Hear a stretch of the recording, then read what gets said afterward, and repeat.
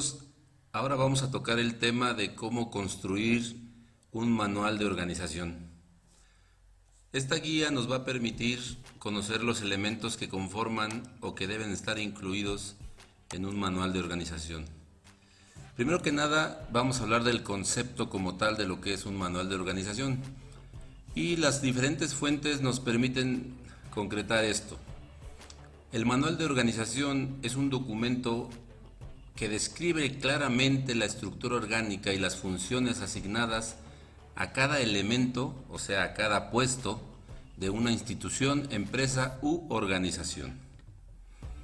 Así como los antecedentes históricos, el marco jurídico administrativo, el objetivo, el organigrama que representa en forma esquemática la estructura de esa organización, también se deben de incluir las tareas específicas de la institución o de la empresa, la responsabilidad que tiene cada uno de los integrantes que forman parte de esa organización o de esa empresa, la autoridad que se le asigna a cada miembro, las líneas de comunicación y coordinación que deben existir entre los diferentes niveles o bien entre los diferentes puestos dentro de esa organización.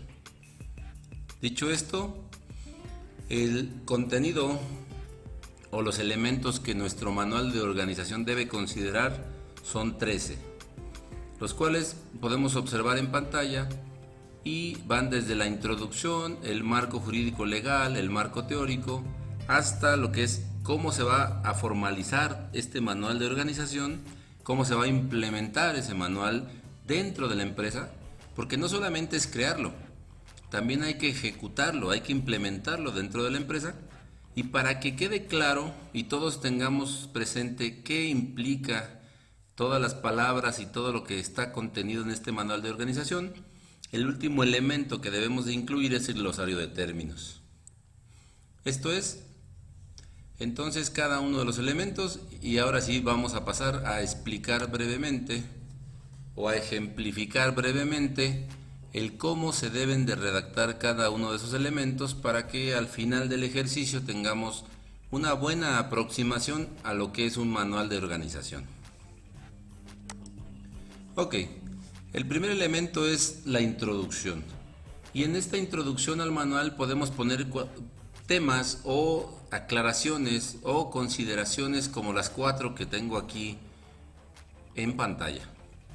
La primera de ellas dice que el presente manual de organización de la empresa, ahí ustedes especifican el nombre de su respectivo emprendimiento, de su respectiva empresa, tiene como propósito dar a conocer las responsabilidades de cada una de las áreas que la conforman. Obviamente debe quedar claro que este documento, este manual de organización es y tiene fines de información y consulta para todas las áreas que conforman a la empresa, y no solamente para las áreas, también para todos y cada uno de los colaboradores o trabajadores contratados en esa empresa. Otra parte importante es especificar como introducción que el manual es un medio para que todos aquellos empleados o colaboradores de la empresa puedan familiarizarse con su estructura, con los diferentes niveles jerárquicos que la conforman, y puedan identificar con claridad las funciones y las responsabilidades que cada una de las áreas y que cada uno de los puestos tiene, para no duplicar funciones, para conocer líneas de comunicación y de mando, y además para proporcionar los elementos que optimicen los procesos de producción de la empresa. En fin, así como acabamos de mencionar, todas esas características, todas esas organizaciones, todas esas formas de hacer las cosas son las que deben quedar plasmadas dentro de su manual de organización. Ahora bien, el siguiente elemento es el marco legal. En esa parte, el manual debe mencionar todas las disposiciones, las partes jurídicas relacionadas en un orden que dan origen a la empresa. Esto es, acta constitutiva, registros ante Hacienda, normatividad y estandarización ante el gobierno estatal, federal, municipal, y todas aquellas normas que favorezcan la eficiente producción dentro de la empresa. Vamos, que optimicen y regulen su funcionamiento. Por otra parte, este marco legal también debe jerarquizar la parte administrativa, jurídico-administrativa vigente. ¿Cómo qué? Pues las licencias, los impuestos y todas esas cosas que de repente son aspectos finos y no consideramos en una empresa. La parte que nunca puede faltar son esos 3 incisos que están en la parte inferior, donde comenzamos, claro, con la constitución política de nuestro país.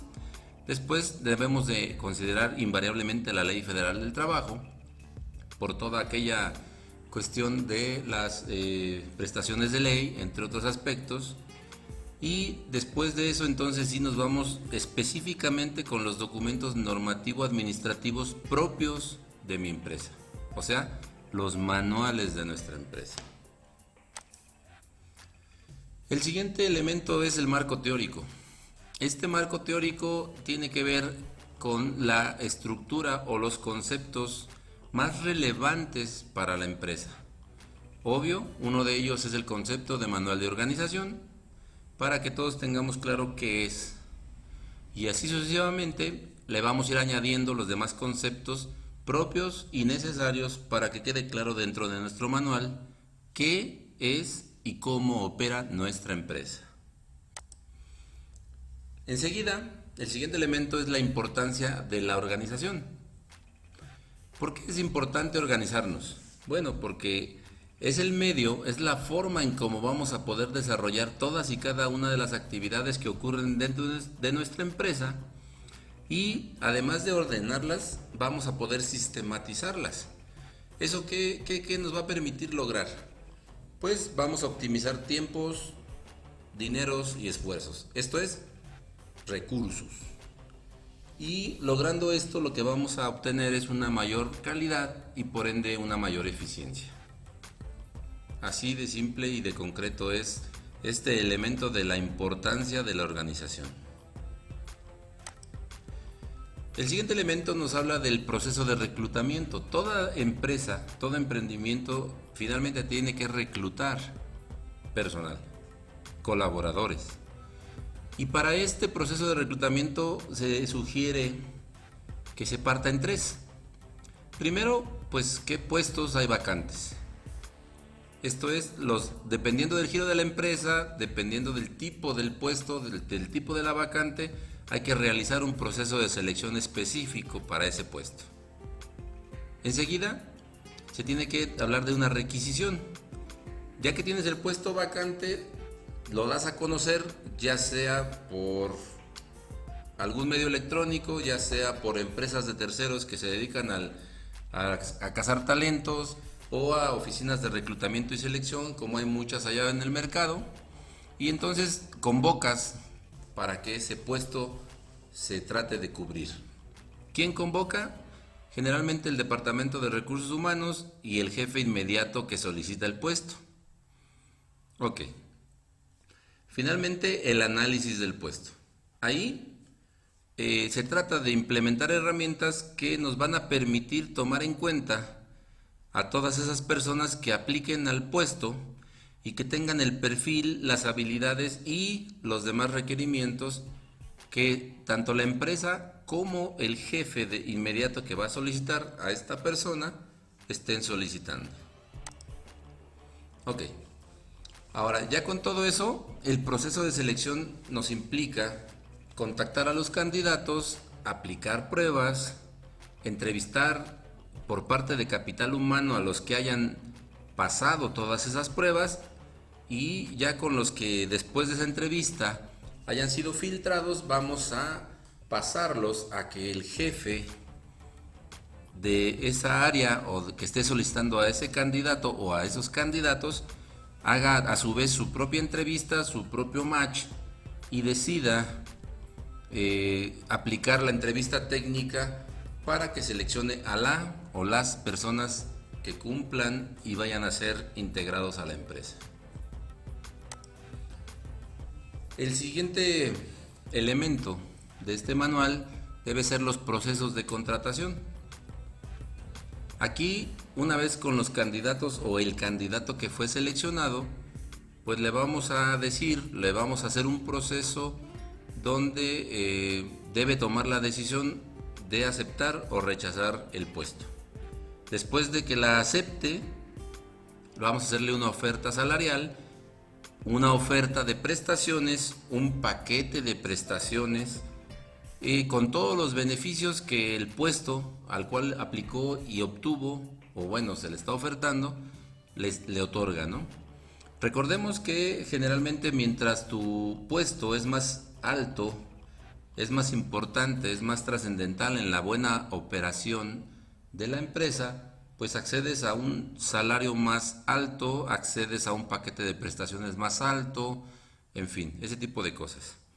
Si el candidato dice que sí, si acepta la oferta, el paquete de oferta de prestaciones, entonces firma contrato de trabajo, aceptando por ende las condiciones que ambas partes pues están ofertando. Recordemos que una de las prácticas que hoy ocurre mucho es que tú firmas el contrato, vamos, y a la vez renuncias en muchos casos a tu derecho de formarte o constituirte en sindicato, y a cambio obtienes pues beneficios a manera de compensaciones o a manera de prestaciones adicionales a las de ley. Ese tipo de beneficios como capacitación, como entrenamiento, como deportes, en fin. Y finalmente pues activan el proceso de ingreso. Es cuando a esta persona que ya fue contratada se le presenta con el resto de sus compañeros de trabajo y se le integra en el proceso de inducción en la empresa. El siguiente elemento de este manual debe ser el objetivo. Y el objetivo no es más que proporcionar de forma ordenada toda la información de la organización. El cómo funciona, no solamente la organización, sino cada una de las unidades responsables, así como el aprovechamiento de la comunicación, de los recursos, de la cadena de mando y de las funciones que se tienen que desempeñar por cada uno de los integrantes en esa cadena dentro de la organización. El siguiente elemento es ya conocido por todos ustedes, muy común en la filosofía empresarial: la misión, la visión, los valores, los principios deben estar redactados en este manual. ¿Para qué? Pues para que sean siempre una guía, una meta, una visión hacia dónde quiere llegar la organización, hacia dónde quiere llegar la empresa, y por consiguiente hacia dónde tú como colaborador, como empleado, tienes que dirigir todos tus esfuerzos y toda tu colaboración. Enseguida, el nuevo elemento o el elemento adicional es la estructura orgánica. Aquí no es otra cosa más que identificar los niveles jerárquicos dentro de la organización, dentro de la empresa. Estos niveles obviamente se relacionan y cada uno de ellos integra su propia estructura interna y externa, que dan pie a toda la estructura orgánica de la empresa. Deben estar descritos cada uno de estos y deben tener una representación gráfica. Hoy día la gran mayoría de las personas no quiere leer, prefiere escuchar o prefiere ver. Entonces, una manera que ha funcionado siempre para mostrarle al mundo toda tu estructura orgánica y toda la jerarquización que existe dentro de ella es la representación gráfica. ¿De quién? Del organigrama. ¿Ok? Enseguida, bueno, la idea para mejor mostrarnos cómo se direcciona por parte de las máximas autoridades de esa empresa y cómo se controla todo el proceso de producción, todo el proceso de ventas, todo el proceso de administración dentro de la empresa, es que tú no tengas más de 6 áreas subordinadas. Esto es, director general, máximo 6 áreas subordinadas, y cada una de esas áreas a su vez máximo 6 áreas subordinadas, y así nos vamos hasta llegar a los niveles más bajos, que son los de producción generalmente. Ahora bien, no es solamente poner la estructura. Esa estructura, esas áreas subordinadas, deben estar asignadas y deben ser congruentes con sus atributos, con sus obligaciones y sus deberes para que puedan funcionar adecuadamente. ¿Cómo validas eso? Pues haciendo un match con los procesos de producción. Procesos de producción que platicaremos en otro tema, en otro momento, cuando hablemos de la guía para construir el manual de operaciones. Ahora bien, ya que hablamos del organigrama, que es otro de los elementos, como ya dijimos, es una representación gráfica de nuestra estructura dentro de la empresa, ¿sí? Dentro de la estructura, pues obviamente tenemos que empezar desde el director general o del gerente general, dependiendo del tipo de empresa de la que estemos hablando. Tenemos que especificar sus funciones, sus alcances, con quién se comunica, qué jerarquía o qué poder de mando tiene, sucesivamente. Más adelante vamos a ver una ficha que nos ayuda a definir todo eso. Así como tenemos el gerente general o el director general, pues aquí debemos especificar el nombre del titular que en ese momento está ocupando el puesto y respectivamente vamos a describir todo lo demás, funciones, mando, etc. Pero así como estoy hablando de los niveles altos, como un gerente, como un director, como un coordinador o líder o gerente de departamento, pues también podemos hablar de un jefe de ventas, un vendedor, un obrero, alguien de mantenimiento. Todos los niveles, todas las jerarquías deben estar plasmadas con su respectivo titular y por lo tanto definir todas las cuestiones que ya hemos mencionado, desde las funciones hasta la cadena de mando. ¿De acuerdo? Esto es lo que nosotros tendríamos como opciones para hacer una representación gráfica del organigrama. Podemos trabajar el normal, el común, el más aceptado, que es el jerárquico en vertical, perdón. Podemos trabajar el que está jerárquico horizontal y podemos trabajar el circular. Este circular es, digámoslo así, el menos común de los organigramas. Sin embargo, hoy día muchos emprendimientos se están refugiando en él y en la forma como opera por resultar práctico y sencillo, sobre todo al arranque de una nueva empresa, de un nuevo emprendimiento.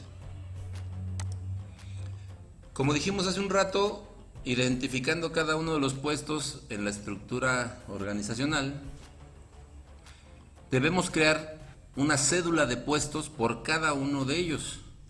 Y ahí vamos a describir todo el puesto, desde el nombre del puesto, el cargo, la unidad organizacional, el área, su localización, quién es su jefe directo, qué rango de grados o grado tiene, qué código tiene el puesto, qué características tiene ese puesto, ya sea funciones, roles, cadena de mando, qué responsabilidades, en fin. Hay una serie de cantidad de datos que se pueden incluir en estas cédulas de cada uno de los puestos. Quiero mencionar que este formato que muestro aquí es estrictamente una idea. Si uno busca, si uno se asesora, encuentra un sinfín de formatos de cédulas de puestos. ¿Cuál es el correcto? El que cubra, el que realmente contenga lo que tú como emprendimiento, lo que tú como empresa quieres realmente tener para que el proceso de producción, la organización lleve a la famosa y bien solicitada eficiencia y rentabilidad de la empresa. Lo que no se vale es que tu manual de la organización no cuente con las cédulas de puestos. ¿Va? El siguiente elemento es formalizar el manual. Como ya dijimos, es una buena chamba, es muy interesante el proceso para crear dicho manual, pero después de que ya está creado se tiene que formalizar al interior de la organización. Yo conozco muchos casos donde la organización trabajó para crear su propio manual y sin embargo a la hora de presentarlo al consejo de administración, a la dirección, vamos, que nazca a la luz, que salga a la luz ese manual y se formalice, simplemente desaparece. Entonces, para formalizarlo, ya que está elaborado, se tiene que enviar copias a la dirección o al comité o al consejo de administración, y para validarlo se va a hacer una revisión de dicho documento. Todos y cada una de esas personas hacen sus observaciones, se corrigen por parte del cuerpo del grupo de colaboradores que está construyendo el manual, se vuelven a presentar y así sucesivamente hasta que todas las partes estén de acuerdo con lo que contiene dicho manual. Ahora, el siguiente paso, que es el trámite de expedición, es cuando todos ya están de acuerdo con lo que contiene el manual, se va a hacer una hoja de firmas donde se autoriza por parte de todos esos actores importantes dentro de la empresa, desde el nivel más bajo, quiero decirlo, porque sí, también participan los operativos, del nivel más bajo de la empresa hasta el nivel más alto, incluso el consejo de administración, y todos en su rol, desde su visión, en su perspectiva, deben firmar y autorizar ese manual. ¿Por qué? Porque es bien importante que ese manual plasme el interés, las funciones, la visión que todos los miembros de nuestra empresa tienen, de manera tal que lo pueda heredar, lo pueda transmitir cuando llegue un nuevo elemento, una nueva contratación a nuestra empresa, y lo interprete y lo comprenda sin mayor problema. Ya que fue firmado y autorizado, entonces vamos al punto número 3, donde se hace la difusión de ese manual, y tomamos de manera electrónica, de manera impresa, como ustedes quieran. Le adjuntamos una copia de dicho manual a cada departamento para que entonces lo autorice y lo difunda. ¿Entre quién? Pues entre todos los colaboradores que están en ese departamento. Ok, continuamos. Ahora, como ya está firmado y ya está distribuido por toda la empresa ese manual, pues nos queda implementarlo. Ya está listo, ya está firmado, ya está empastado, ya es digital, ya es electrónico. Todos muy contentos, ya celebramos, pero ahí no debe de terminar.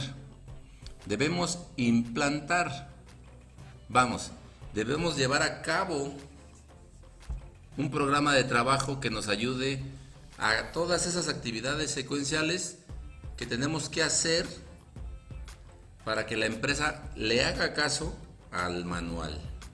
Que no sea un adorno, que realmente todos los miembros de la empresa, todos los miembros de nuestro emprendimiento apliquen, se apeguen y ejecuten el manual a cabalidad. Para ello, pues obviamente debemos establecer de manera conjunta una fecha de inicio y una fecha de terminación de esta implementación. Debemos analizar y calcular todos los recursos que nos van a implicar desarrollar esta implementación. Y digo recursos porque esto muchas veces interviene que hay que venir fines de semana, que el personal tiene que cambiar sus usos y costumbres, que el personal tiene que renunciar a unos procesos, a unos formatos, y ahora adoptar nuevos formatos, nuevos procesos. Y si algo es cierto es que es muy difícil cambiar los usos y costumbres de nuestras gentes, de nuestro personal. Por eso la implantación no es cosa menor. Es muy importante que calculemos los recursos que se van a utilizar para que podamos hacer esa implantación de nuestro manual, de nuestra organización. Ahora, como son múltiples actividades, pues hay que designar responsables para cada actividad. Y tengo que decirlo con todas sus letras, hay colaboradores que no se adaptan, que no lo aceptan y que no lo ejecutan. Y entonces entra la disyuntiva, la duda dentro de la empresa si vale la pena conservar o no a este colaborador, a este empleado, o bien cambiarlo a otra área, o bien, todavía más crítico, liquidarlo, ya que no está respetando el manual y por lo tanto va a afectar tarde que temprano la rentabilidad, las utilidades y el desempeño dentro de la empresa. Adicionalmente hay que pensar en el método de implantación que más convenga a la empresa. Hay unos que de plano pueden decir, yo voy a parar un fin de semana a la empresa para que todo se transforme conforme al manual y el lunes reiniciamos actividades. Y hay otras empresas que deciden mejor ir empezando a trabajar en paralelo con el proceso actual y con el proceso que dicta el manual hasta que se dan cuenta que ya van ejecutando, logrando y deciden cambiar o switchar a lo que indica el manual y desprecian y desaparecen los anteriores procedimientos. Por último, el último elemento de este manual, y por ello no menos importante, es el glosario de términos. Y digo no menos importante porque aquí es donde vamos a usar un montón de palabras, como el ejemplo que yo tengo en pantalla, que es que es una norma, que es un objetivo, que es un organigrama, que es un procedimiento.